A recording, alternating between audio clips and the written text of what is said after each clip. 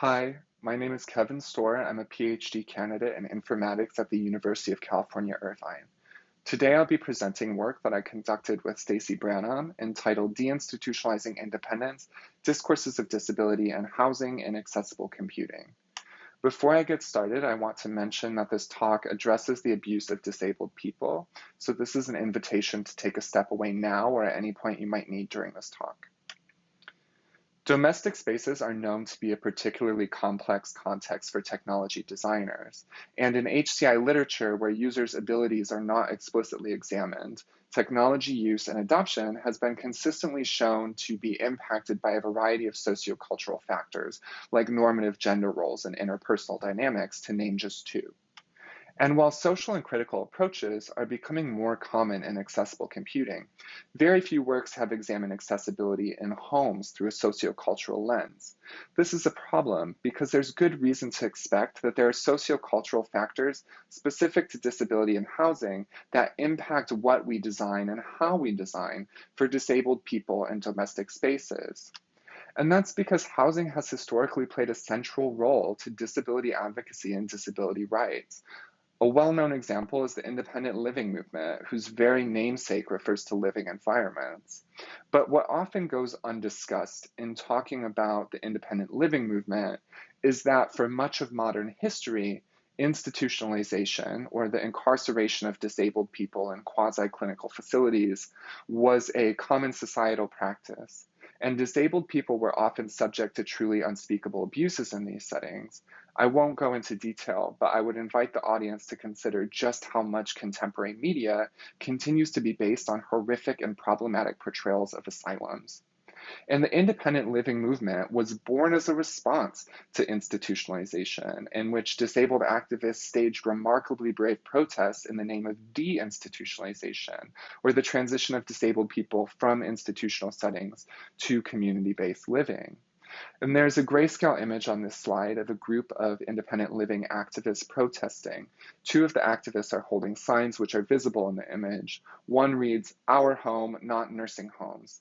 Another reads, "I'd rather go to jail than to die in a nursing home." This is, of course, a very brief history, which is presented in much greater detail in our paper. But given this historical connection between housing and disability rights, we wondered, how does the history of institutionalization and the subsequent deinstitutionalization of disabled people manifest within discussions of homes and accessible computing? So we systematically collected 101 fully reviewed, full-length ACM articles discussing housing and disability, and we conducted a critical discourse analysis on these articles using the history of institutionalization and deinstitutionalization in the United States as an analytical lens. And we found that this history continues to motivate goals of independence and community-based living in much domestic accessible computing design research. But the ongoing presence of contemporary forms of institutionalization, like nursing homes and care facilities, complicated how goals of independence were set and how community-based living was described. More specifically, we found three ways in which contemporary institutions were discussed, which mirrored historically problematic modes of thinking that actually led to the adoption of institutionalization in the US. And that by discussing contemporary institutions in these ways, these modes of thinking often became applied to discussions of independence and community-based living too.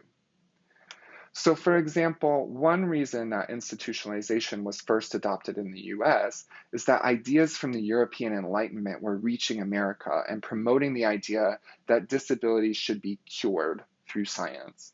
As such, institutions were justified in part using clinical logics of treating disability. And we saw this logic within the reviewed works in discussions of contemporary institutions, like nursing homes, that they exist to provide clinical services. Accordingly, many of our reviewed works approached independence as a clinical problem, where design ought to be used to provide healthcare services in community-based settings. But in framing independence as a clinical design problem, these works often ended up describing non-clinical aspects of homes in clinical terms.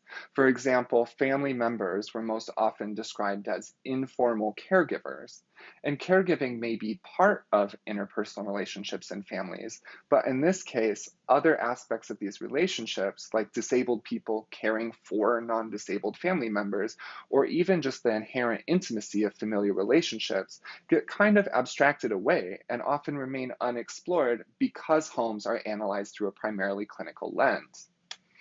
And we found similar patterns in which economic logics from the American Industrial Revolution, which portrayed independent disabled people as burdensome, were reflected in discussions of independence as being resource intensive and constructed.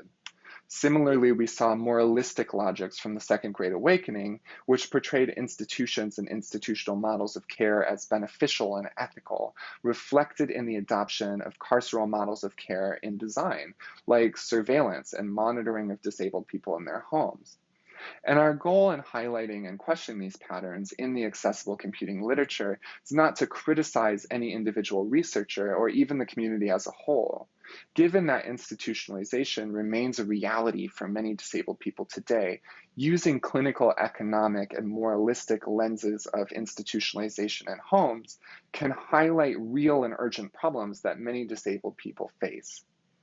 But at the same time, these narratives of homes were often in tension with goals of independence.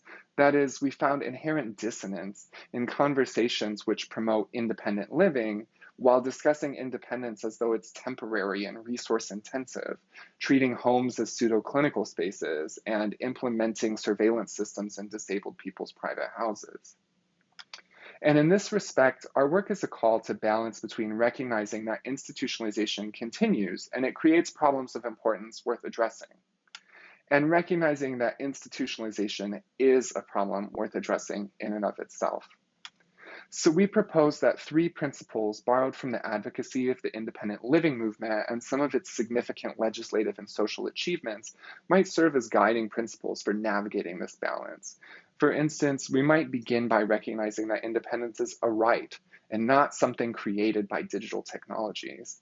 That non-clinical aspects of homes are part of guaranteeing equal participation in community-based life, and that domestic accessible technologies should strive to meet principles of least restrictive setting by imposing as little intrusion on their users as possible. We hope that in sharing these principles, others will adopt and build upon them so that together we can construct a more holistic picture of domestic life and accessible computing, which attends to the complex factors that ultimately impact the success of our domestic design approaches. Thank you so much for your attention.